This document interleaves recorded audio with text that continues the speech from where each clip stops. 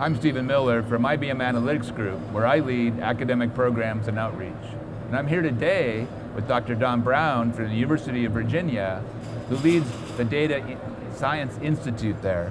So I really would like to learn more from you, Don, about what your vision is for the Institute. So can you spend a minute or two just going into that? Where do you want this Institute to go, and how's it going to be special?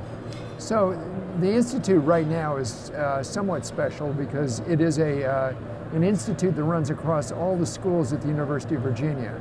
And the University of Virginia is a full comprehensive university. We have a medical school, we have a law school, we have 2 business schools, engineering, the whole bit. And so it's 11 schools at the university. Wow. And the Institute runs across all of them. That's so that impressive. that makes it fairly special. Where I see it going is it has 2 major directions in both education and in research.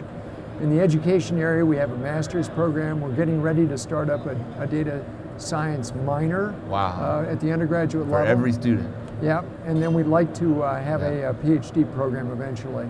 And I see us continuing to advance the state of the art at the research level. Yeah, so how many students will you be able to accept into your, minors you don't really take entrances like in the degree programs, but how many students practically will you be able to get a minor in the first year? Well, a minor, yeah, the limiting factor, of course, is what always is the limiting factor, and that's faculty to teach it. Right. Not to mention classroom space, but faculty to teach it is a limiting factor. So I don't know. Right now, I'm guessing that we can probably handle about 100 a year in the minor, which is not as many as the demand.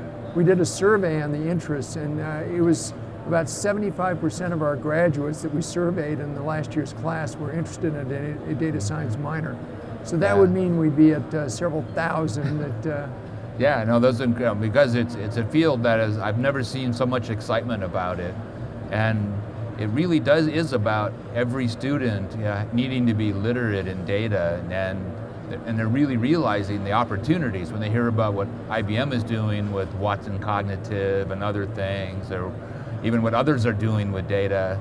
Like they're realizing that this is such a hot market, and if I don't have those skills, right? So I think it's going to be a huge challenge if every student wants it, and you don't have the capacity, right? That's right. Yeah. And fortunately, we're not the only university doing it, as you know, and that's a big part of it, is that we're all kind of in this together to try and educate a large number. Have you looked at maybe doing an online component to make it scale better? Yes, we have looked at an online component. I think in our near future, it may be more of a hybrid model that we'll pursue, which will be a combination of online and direct education. And we're really looking at that for what I'll say executive ed kinds of things, continuing ed. Okay. Yeah, so there's other fields of study that are becoming important. Have you taken a look at executive education for people that want to become a chief analytics officer, say? Yeah, we have, and that's something else that we've thought about. But right now, our executive ed program would be focused primarily on getting people who are in other parts of their company or the government up to speed on being a data analyst. They may have been employed as an analyst, for instance, for the government, but they need to become a data analyst. All right. So earlier we were talking, and you said that you were doing some kind of joint projects with Virginia Commonwealth and the state. So can you tell me a bit about how that works and how the handoff works between the 2 schools and the state? Right. So, and we're expanding it. Right now, we're doing one with VCU, and they have a business-oriented data analytics program. So they go in and they work with state agencies to try and help define problems for data science. Okay. And then our students come in and actually do the data science on the project. So for instance, right now we have one with the Department of Motor Vehicles.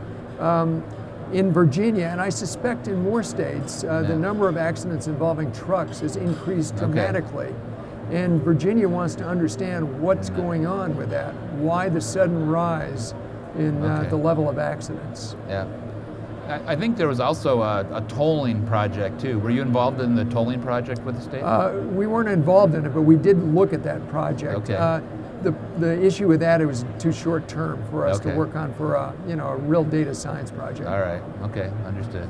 Yeah. Yeah. So what do you think is going to be next for the Institute, right? If you had one thing that you could achieve in the next year, what would that be? Well, I think that the one thing I would like to get the minor off and running in a way that does kind of what we're talking about. I said 100 students. I'd like to reach a broad group of students at the university in a way that is truly meaningful. Get it started in a way that's really meaningful for them. I think the undergraduate program right now, getting that going in that way will be really important. Excellent. So looking back at your personal career, right? So what is your past experience in your work in engineering that led you down a path to end up leading the Data Science Institute? I've been involved in data from the time I got my PhD. In fact, I tell people a story that when I was working on my PhD at the University of Michigan, I had a project with General Motors, and they wanted me to evaluate their new emission system controls. And I went in to do the evaluation. I said, it would really help me if you give me the data on warranties. And they said, oh wow, data on warranties? What a great idea. So, I mean, I've been pushing people to collect data for a long time.